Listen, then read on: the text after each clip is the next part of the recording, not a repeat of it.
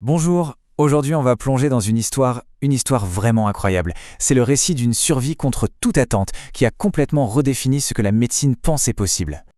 Tout commence avec cette phrase, si forte, du docteur Mohamed Baïdon, une blessure incompatible avec la vie.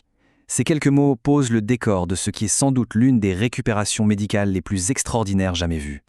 Mais voilà, pour bien saisir l'ampleur du miracle, il faut d'abord comprendre la catastrophe. On est donc avec la famille Staub au Mexique en vacances. Des moments heureux jusqu'à ce que leur vie bascule en une fraction de seconde dans un accident d'une violence inouïe. Et juste après le choc, c'est l'horreur.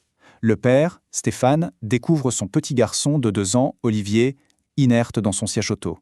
Il ne respire plus. Ces mots, j'étais certain qu'il était mort, on imagine à peine la douleur. Arrivé à l'hôpital de Mexico, le diagnostic tombe et il est terrible. C'est une décapitation interne. En clair, et c'est difficile à entendre, son crâne est désolidarisé de sa colonne vertébrale. C'est une blessure qui, normalement, ne laisse aucune chance. Alors là, le pronostic, il est sans appel. Les médecins sont clairs, il ne passera pas la semaine. Il sera paralysé à vie. Et pendant ce temps, la famille, elle, doit faire face à l'impensable. Parler de ses funérailles, envisager le don de ses organes, lui faire ses adieux. Et pourtant, au milieu de tout ce désespoir, une toute petite flamme va commencer à vaciller. Contre toute logique, l'état d'Olivier s'améliore, mais alors très légèrement. C'est infime, mais pour ses parents, c'est tout. Ils s'accrochent, ils voient leur fils qui mange un peu, qui essaye de parler, il se bat, il est là, et il refuse d'abandonner. Le parcours qui suit est un véritable chemin de croix. Après 39 jours, Olivier sort de l'hôpital et ses parents sont formés pour s'occuper de lui. Il faut imaginer cette scène surréaliste. Sa mère, Laura, qui tient la tête de son fils entre ses mains pour la garder stable pendant 6 heures sur des routes mexicaines pleines de nids de poules. Pour bien se rendre compte de la fragilité de la situation, il faut savoir que le chirurgien leur a dit plus tard qu'un simple éternuement aurait pu tout arrêter. C'est dire si chaque seconde était un combat, gagné grâce à l'instinct et l'amour de ses parents. Et cette quête désespérée pour trouver une solution va finalement les mener à un chirurgien prêt à tenter l'impossible. Mais un autre obstacle immense se dresse, le coût. Le transport, l'opération à Chicago, on parle de plus d'1 million de dollars, une somme colossale. Et là, un autre miracle se produit, la fondation de l'ancien footballeur Tony Cruz accepte de tout financer. L'opération en elle-même est un défi monumental. En fait, ce n'est pas une, mais 2 interventions chirurgicales extrêmement délicates.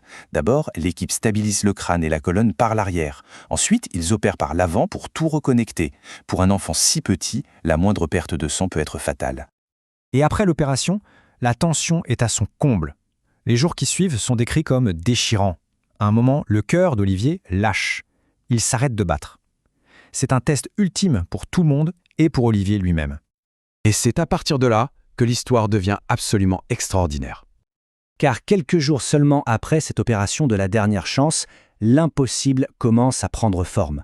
Contre toute logique médicale, le corps d'Olivier se réveille. Et ce n'est pas juste un petit signe, c'est une véritable cascade de miracles. Il bouge sa main, il serre les doigts de ses parents, puis ses orteils. Il se met à respirer seul sans l'aide du ventilateur. Ce sont des victoires que personne, absolument personne, n'osait espérer. C'est tellement inédit que le chirurgien lui-même, le Dr Baïdon, avoue qu'il n'y a rien de tel dans les livres de médecine. Rien. Le cas d'Olivier est en train de réécrire ce que l'on sait de la neurochirurgie et de la capacité du corps humain à guérir. Alors à quoi ressemble la vie aujourd'hui pour ce petit garçon qui a littéralement survécu à l'insurvivable ? Eh bien aujourd'hui, Olivier n'est pas juste un survivant, c'est un petit garçon plein de vie. Il s'exprime, il travaille dur avec son kiné, il adore ses lunettes de soleil, il chante. Bref, il est un enfant avec une personnalité incroyable qui inspire des dizaines de milliers de personnes. Sa mère résume parfaitement son état d'esprit. C'est un petit combattant qui, à chaque fois qu'on lui dit que quelque chose est impossible, met toute son énergie à prouver le contraire. Et la bataille n'est pas finie. La famille regarde maintenant vers l'avenir, avec l'espoir de participer à des essais cliniques de pointe, comme les traitements par cellules souches, pour aller encore plus loin dans la récupération. Au final, le mot de la fin revient à son chirurgien, qui le dit lui-même, « Il nous a prouvé que nous avions tort à chaque étape ». L'histoire d'Olivier, c'est celle d'un enfant pour qui le ciel est la seule limite, un enfant porté par un amour familial sans faille et une résilience hors du commun. Et son parcours nous laisse avec cette question en suspens.